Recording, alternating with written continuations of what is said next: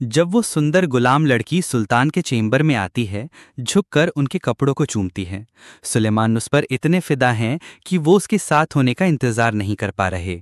लेकिन अलेक्सेंड्रा अचानक बेहोश हो जाती है। सुलेमान जल्दी से उसे उठाकर बिस्तर पर ले जाते हैं। अलेक्सेंड्रा की नीली आंखें धीरे से खुलती हैं। उसके बेबस होने का नाटक सुलेमान को पूरी तरह से अपने जाल में फंसा लेता है।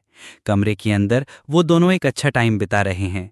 इब्राहिम दरवाजे के बाहर खड़ा वायलिन बजाकर उनकी खुशी में और रंग भर रहा है। चार्मिंग अलेक्सेंड्रा ने सुलेमान की आदत तोड़ दी और अंधेरे से सुबह तक उनके साथ रही। आमतौर पर उनकी पत्नी के अलावा सभी रहेलों को अपनी इच्छा पूरी होते ही कमरे से जाना पड़ता था।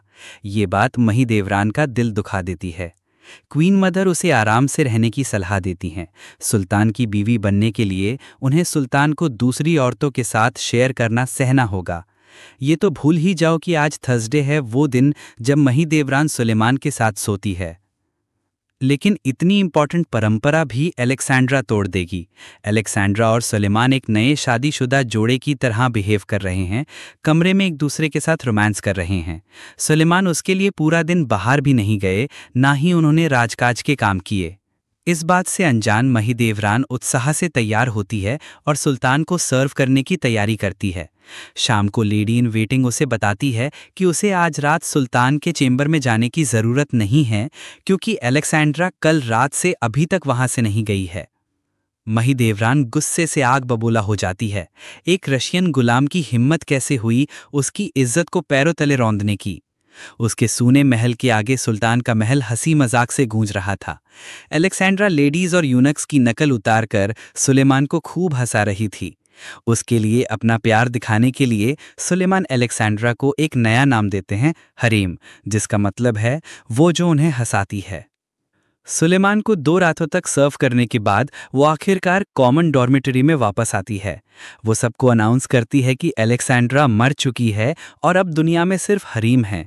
सुलेमान उसके परफॉर्मेंस से इतने खुश हैं कि वो उसे सोने के सिक्कों से भरा एक बड़ा बैग इनाम में देते हैं।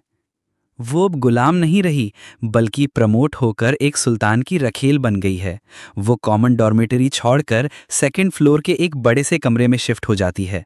जलन महिदेवरान को अंदर ही अंदर खाए जा रही थी। जब सुल्तान महल से बाहर बाजार घूमने गए हुए थे, महिदेवरान जानबूझकर हरीम को क्वीन मदर की डिनर पार्टी में बुलाती है। महिदेवरान उसे एक अच्छी एंटरटेनर कहकर चिढ़ाती है और उसे हरीम कहने से मना कर देती है, जिसकी वजह से हरीम अपनी तमीज़ भूल जाती है। क्वीन मदर गुस्सा हो जाती हैं और हरीम को चूहों से भरे एक डंजन में बंद करने का ऑर्डर देती हैं। महिदेवरान गार्ड्स को उसे खाना और पानी देने से मना कर देती है। वो इस बदतमीज औरत को सबक सिखाना चाहती है और बताना चाहती है कि वो उन चीज़ों के बारे में ना सोचे जो उसकी नहीं है। उसने जो किया है वो आफत को बुलावा देना है। कुछ दिन घूमने के बाद सुलेमान थके हारे महल लौटते हैं। वो यूनक आगा से कहते हैं कि हरीम को बुलाओ और उनके चेंबर में ले आओ। आगा को मजबूरन बताना पड़ता है कि हरीम को सजा के तौर पर डंजन में डाल दिया गया है। सुलेमान उसे डांटते हैं कि हरीम को फौरन यहाँ लाओ। बादशाह का गुस्सा उस पर आसमान से गिरी बिजली की तरह पड़ता है और वो डर के मारे कांपने लगता है। आगा लड़खड़ाते हुए डंजन की तरफ भागता है ताकि हरीम को बाहर निकाल सके। हरीम की कमज़ोर हालत देखकर सुलेमान का दिल दर्द से भर जाता है। वो उसके कंधे सहलाते रहते हैं, डॉक्टर को बुलाते हैं और बावर्ची को तुरंत खाना तैयार करने का ऑर्डर देते हैं। इस वक्त महिदेवरान अभी भी लेडीज़ के साथ बातें कर रही थी, हरीम से छुटकारा पाने का जश्न मना रही थी। हरीम की तबीयत जल्द ही सबकी देखभाल में ठीक हो जाती है। उसकी भरपाई करने के लिए सुलेमान उसे वो एमरल्ड रिंग दे देते हैं जिसे वो इतने दिनों से पॉलिश कर रहे थे। हरीम की आंखों में एकदम से हैरानी की चमक आ जाती है। अपनी माँ की सज़ा पर अपनी नाराज़गी दिखाने के लिए सुलेमान कई दिनों तक ना अपनी माँ से मिलते हैं, ना ही अपनी पत्नी के पास जाते हैं। छोटा शहजादा अपनी माँ का दुख और बर्दाश्त नहीं कर पाता और अपने पिता से मिलने सुल्तान के चेंबर की तरफ दौड़ता है। रास्ते में उसकी मुलाकात हरीम से होती है, जो अभी अभी वहाँ से निकली थी। हरीम कहती है कि हिज मैजेस्टी कोर्ट गए हैं और अभी उसे नहीं मिल सकते। जब महिदेवरान अपने बेटे को ढूंढती हैं तो उनकी नज़र हरीम के हाथ में रिंग पर पड़ती है। महिदेवरान का गुस्सा एकदम से भड़क उठता है। उसे लगता है कि हरीम ने रिंग चुराई है और वो उसे वापस मांगती है। आखिरकार सुलेमान तो गद्दी पर बैठने से पहले से ही उस रिंग पर काम कर रहे थे। महिदेवरान के हिसाब से भला वो इतनी ज़रूरी चीज़ अपनी पत्नी के बजाय एक गुलाम को कैसे दे सकते हैं। हरीम उस पागल औरत से बहस नहीं करना चाहती, उसे झटक कर वहां से चली जाती है। महिदेवरान इतने गुस्से में आ जाती है कि वो बेहोश हो जाती है। क्वीन मदर जल्दी से एक हकीम को बुलाती हैं उसका इलाज करने के लिए। आखिरकार इस सब झंझट के बाद उन्हें एक अच्छी खबर मिलती है। महिदेवरान सुल्तान के बेटे से प्रेग्नेंट है। महिदेवरान का मूड गुस्से से खुशी में बदल जाता है। उसे लगता है कि अगर उसका एक और बेटा हुआ तो वो सुल्तान का दिल वापस जीत पाएगी।